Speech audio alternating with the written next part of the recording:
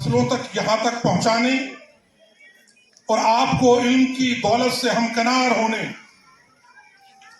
دین اور دنیا کی ابدی اور اثری تعلیم کو حاصل کر کے اپنے گھروں کو اس سے رونق افروز کرنے میں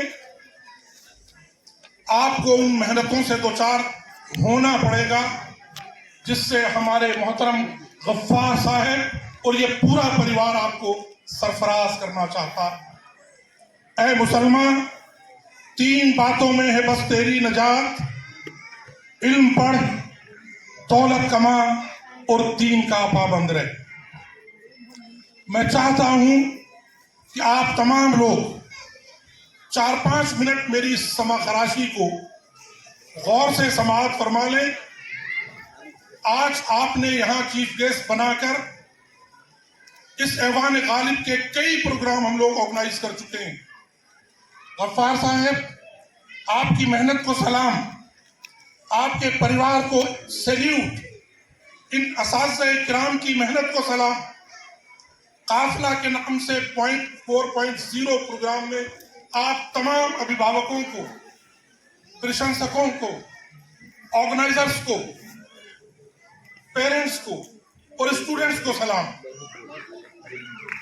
آج آپ یہاں پر اپنے بچوں کی پرفارمنس دیکھنے کے لیے آئے ہیں اور میں خوش ہوں کہ ہم بہت ساری ایکٹیویٹیز سے الگ ہو کر کے آج کی شام ایک اچھے پروگرام کے لیے بیٹھے ہیں۔ غفار صاحب، آپ کو دیکھ کر مجھے سر سید علی رحمہ یاد آتے ہیں۔ میں 12 سال تک علی گڑھ یونیورسٹی میں 84 سے 94 تک اس پیریڈ میں رہا ہوں اور اللہ کے فضل و کرم سے 1992 میں علی گڑھ مسلم یونیورسٹی کا پریزیڈنٹ بھی رہا ہوں۔ آپ کو دیکھ کر مجھے یاد آتا ہے کہ شاید ایسے ہی کسی ماحول میں اب سے 150 سال پہلے اس بوڑھے شخص نے ایک درخت لگایا تھا اور یہ کہہ کر کے لگایا تھا کہ میں اس یونیورسٹی کی بنیاد اس لیے رکھ رہا ہوں کہ یہاں سے ایسے طلبہ تیار ہوں جن کے ہاتھ میں نیچرل سائنس ہو، بائیں ہاتھ میں فلسفہ ہو اور سر پر کلمہ لا الہ الا اللہ محمد الرسول اللہ کا تاج ہو۔ آپ کی ان کوششوں کو دیکھ کر مجھے یقین آتا ہے کہ ان کوششوں کو برابر ہونے میں، سماج کے گلی محلے تک ان تمام کوششوں کو پہنچنے میں دیر ضرور لگی ہے، لیکن دیر آیت درست آیت۔ آپ نے جس مقام پر لے جا کر کے ان بچوں کی دینی تعلیم کے ساتھ دنیاوی تعلیم کا انتظام کیا ہے، ہم بے انتہا خوش ہیں اور آپ کو سلام کرتے ہیں۔ ایک درخواست آپ سے کرنا چاہتے ہیں۔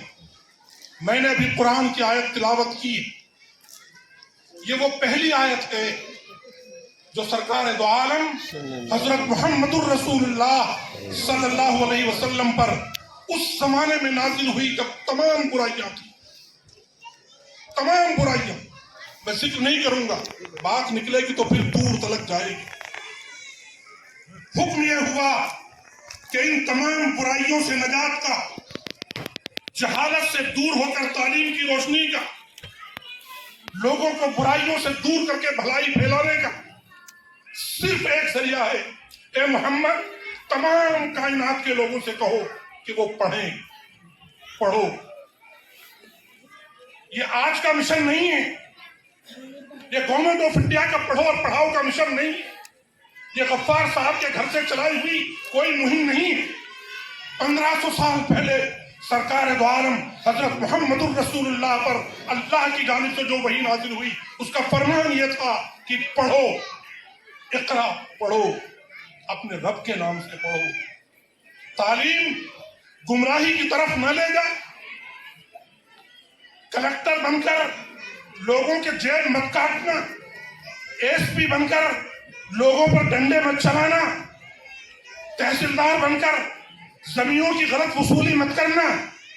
بسم ربک الذی خلق، اس اللہ کو یاد رکھنا جس نے تم کو ناپاک نطفے سے اس سرزمین پر اتارا۔ انسان کو اس کی حقیقت یاد دلاتی۔ لوگوں، پڑھو اور اس رب کے نام سے پڑھو جس نے تم کو ایک ناپاک نطفے سے پیدا کیا ہے۔ خلق الانسان من علق. پھر فرمایا اقرا. ابھی 5 آیتیں پوری نہیں ہوئی. اقرا وربک الاکرم، پڑھو اور اس رب کے نام سے پڑھو جو بہت بڑا باعزت ہے.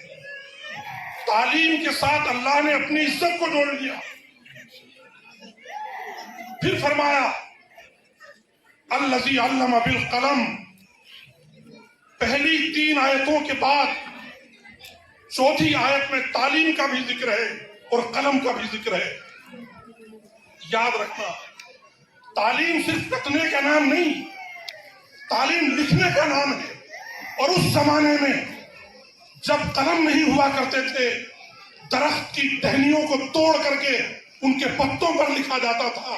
تب قرآن نے یہ کہا تھا کہ تم صاحب قلم ہو، اپنی عزت کا ذریعہ قلم کو بنانا تاکہ تم دنیا میں سرفراز اور سرخرو ہو سکو. الذی علم بالقلم علم الانسان ما لم یعلم. انسان کو وہ سکھلایا تھا جو انسان نہیں جانتا تھا. 5 آیتیں ہیں، 3 مرتبہ تعلیم کا ذکر ہے، 2 مرتبہ پڑھنے کا ذکر ہے، 1 مرتبہ قلم کا ذکر ہے. اور آج کا زمانہ، آپ اس موبائل کو لو اور 1 منٹ کے اندر ایک کلک کرو اور امریکہ میں بیٹھا ویکتی کیا کر رہا ہے آپ کو اس موبائل پر سب مل جاتا ہے.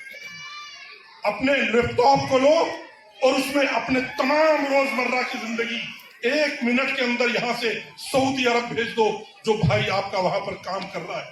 آج دنیا اتنی تیز ہو چکی ہے.